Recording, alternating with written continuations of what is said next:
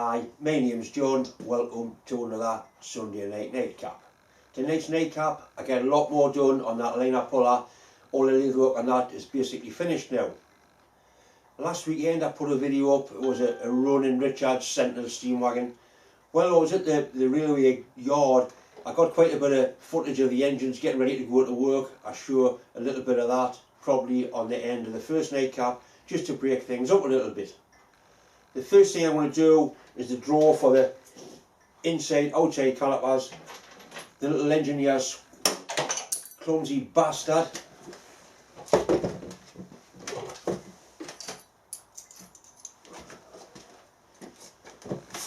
The little engineer's square. I'm not going to edit that out because I've done this introduction 3 times already. And of course the dreaded 9x1 mill top. Let's have a look in the bucket, a good dig around, see what we can find. Right, there's a one.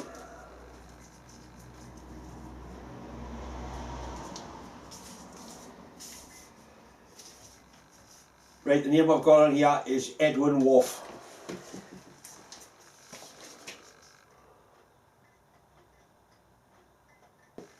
As usual, all you need to do, send me an email with your address and I'll get all them posted off to you as soon as possible. This week's draw is going to be for this drill sharpening jig. I got this given 2 or 3 weeks ago. I was going to use it, but looking at this prompted us to sort my tip lap drill grinder out, which I have done. This is an old brand new one. It's cast iron, it's not aluminium, it's quite well made. As usual, if you want a chance at winning this, all you have to do, send me an email. That's my email address up there. All I need is your name, your full name, like John Mills, not just John. Your name goes into the bucket. If it's drawn out, I will post that off to you, because I'm not going to use it now. It'll just lie in the bottom of a cupboard.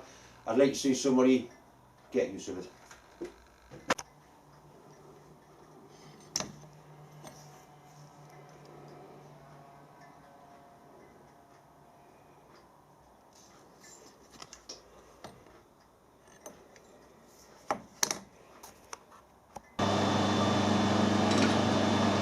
I need to make 4 legs for the puller. These are just made of steel, 125mm long with a 8mm tap tool on each end. The important thing is that they're all the same length.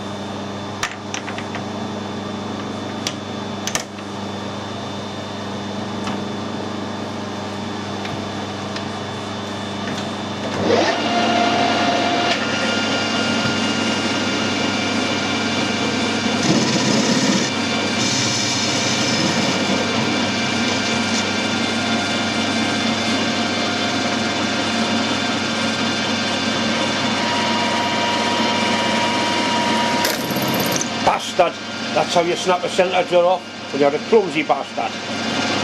And that's the first centre drill I've snapped today. It's the first time I've used the one.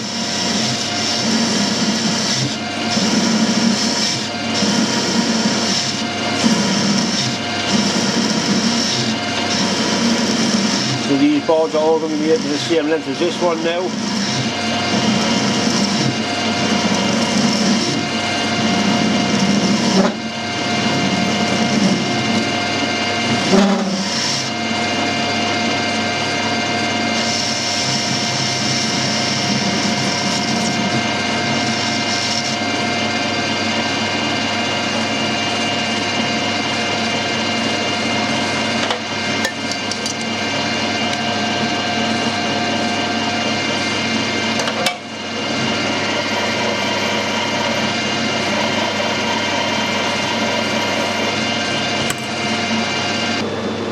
We want 20mm of thread in there.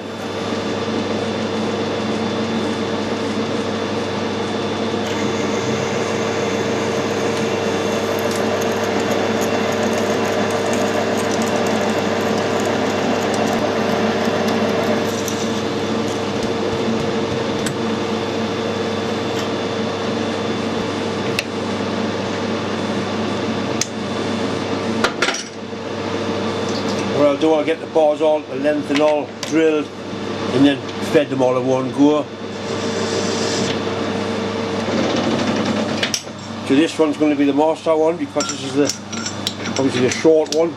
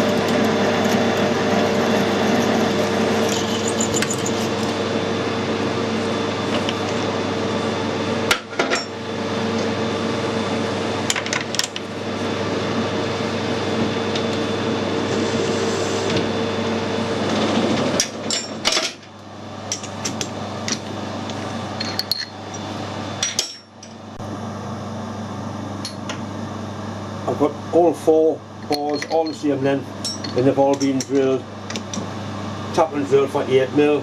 I'm going to power tap these.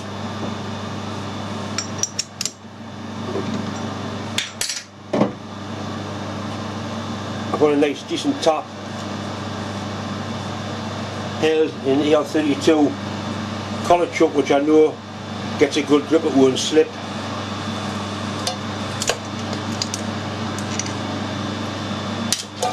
Nice and slow.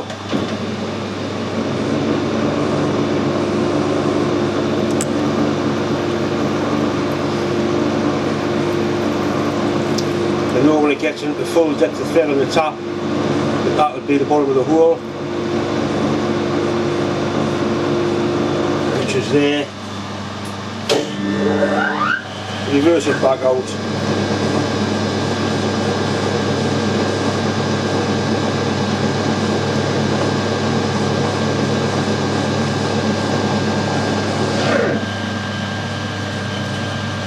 That's the first one done. I will derag that once I take it out.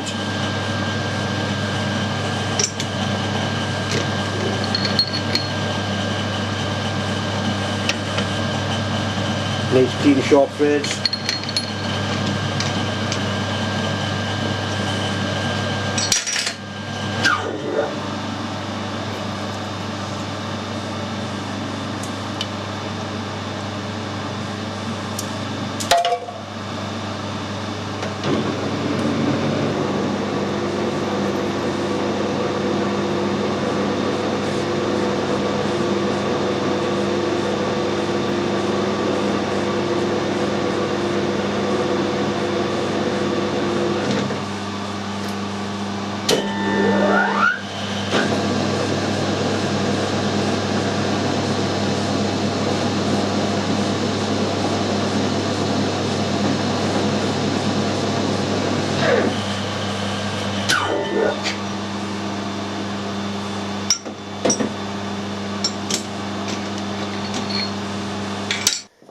Right, so I've got all 4 the same length and they've all got 8mm holes in the end, and then 1 centre drill down up to now.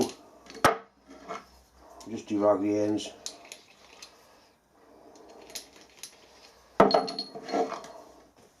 This is the top plate with a recess for the bearing, and one thing I did last weekend when I drilled these and I counterbored to take the cap head, I counterbored the wrong side. That should have been in that side. So I'm going to simply mount it back on the 4-jaw chuck and rebore that just to accept that bearing, just to centralise the bearing. I'm surprised nobody noticed the deliberate mistake. As soon as I'd done one hole I realised what I'd done, but it was too late, I was into the end, so I had to stop. Or at least I had to carry on. So we'll change the chuck over, sort that out.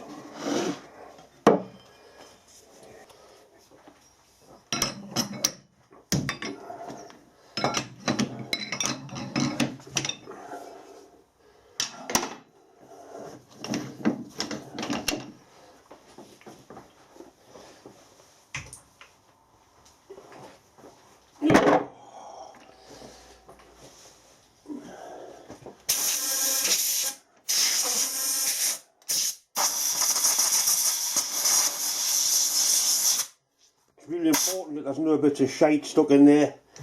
The slightest bit will put the chuck out. Put your eyes on that paper. Perfectly clean.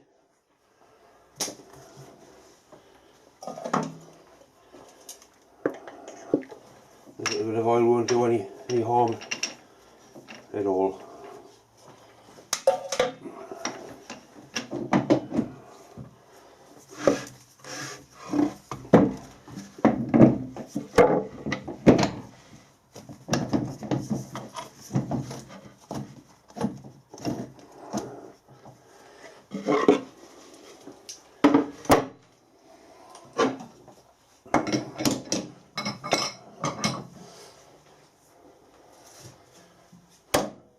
So I tighten it on every time. 2 taps with that head hammer.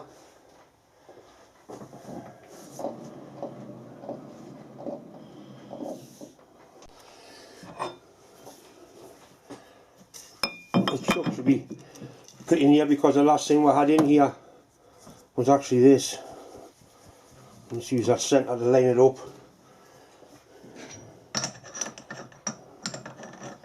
Wrong chuck, please, John.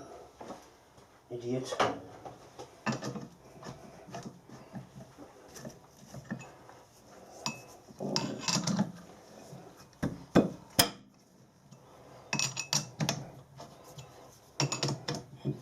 So I can move it around, and that is just the weight of that centre holding it in place.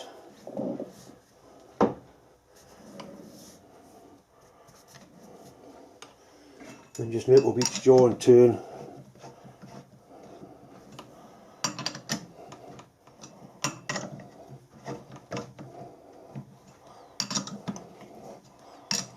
That's going to be pretty near, but we will put a clock on and make sure it's right.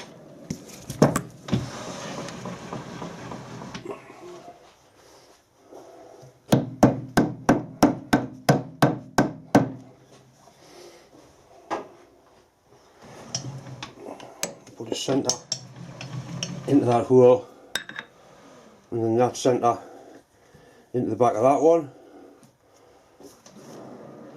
Put a clock gauge on there. That looks very good. We'll put a gauge on and get it right as well. On centre height or thereabouts. Right, so that's within 5 thou straight out of the box. We'll find a high one, which is that one there. Give that a little nip. High jaw again, which is that one. Give them all a nip, then start again.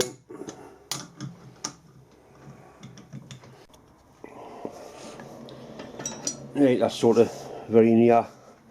High punch there.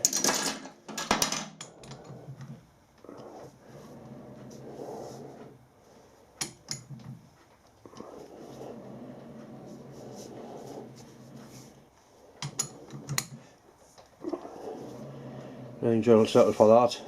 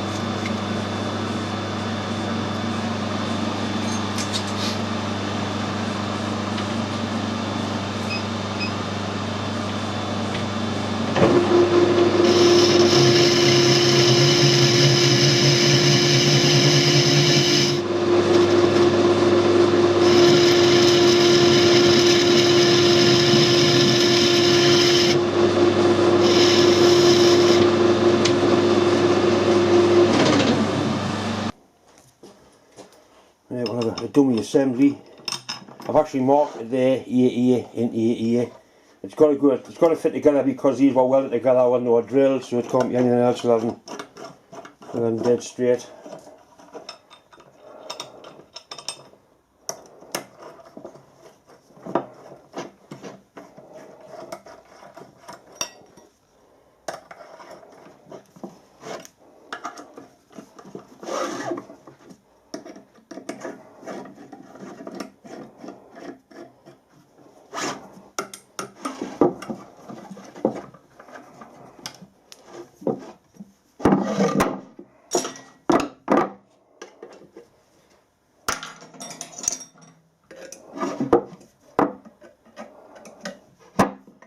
Right, so that's all nicely snug together. This whole thing's under compression. That sits on top of the cylinder block, and the thrust bearing goes on there. The threaded rod goes down through the liner, and there's a special adapter on the bottom there that fits into the liner, and then you wind the nut and that pulls the liner out. The next thing we're going to make is the adapter piece that fits in the liner. I've got some sizes somewhere, we'll get that machined. There's a little bit deburring to do, but basically it's not too bad.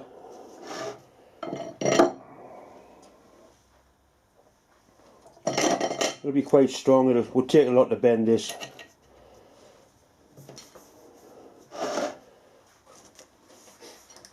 As I keep saying, having the thrust bearing on the top of there compared to just a plain nut running on there makes a massive difference. I've got some pullers that work for pulling bushes, and they have thrust bearings on something similar, and you can get a lot of weight on. Even with just a 10mm stud you can get a lot of weight on. Where if you don't have these and you have a nut, it galls and picks up and not good at all.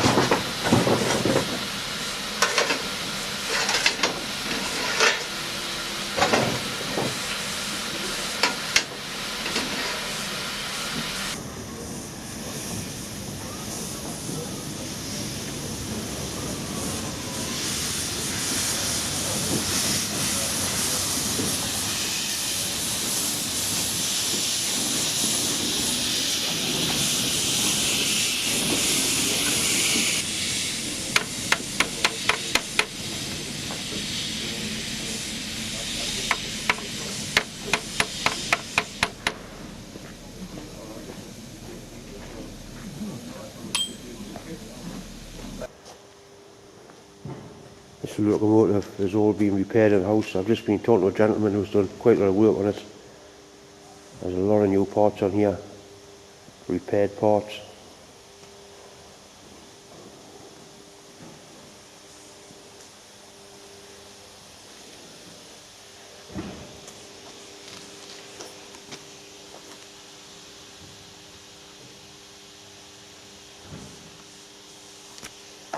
The boiler's in the other shed. I'll go through and get some video of the boiler as well.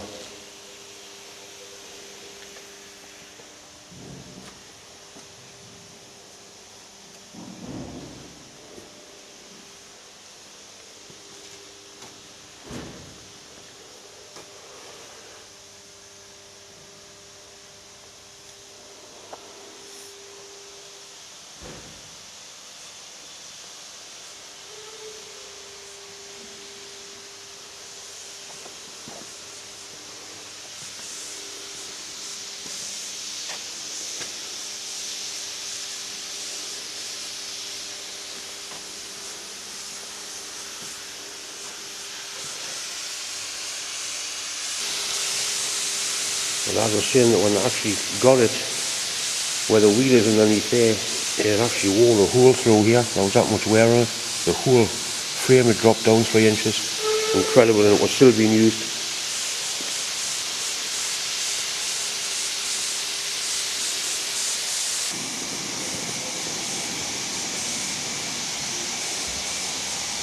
There's been a lot of work going on here. See new tube plate, all new tubes.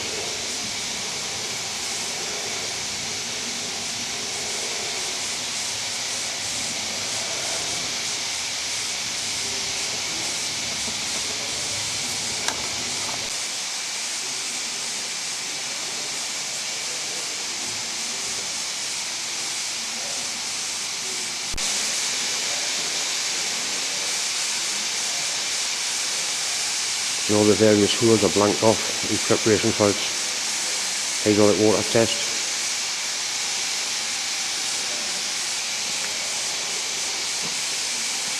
This is the pump which actually used to pump the boiler up.